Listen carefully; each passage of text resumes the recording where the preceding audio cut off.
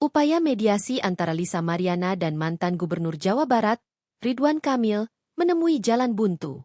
Dengan gagalnya proses damai tersebut, perkara dugaan pencemaran nama baik ini dipastikan berlanjut ke meja hijau.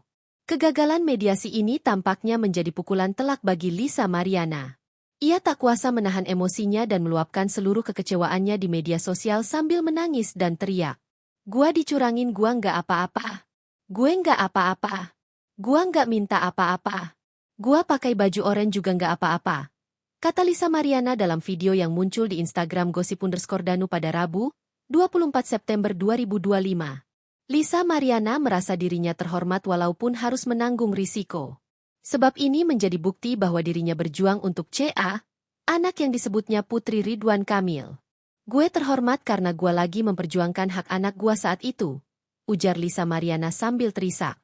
Ujian sebenarnya bukan hanya datang dari laporan Ridwan Kamil.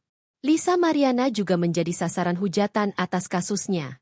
Dalam puncak keputusasaannya, Lisa Mariana menyeratkan adanya ketimpangan kekuatan dalam pertarungan hukum yang ia hadapi.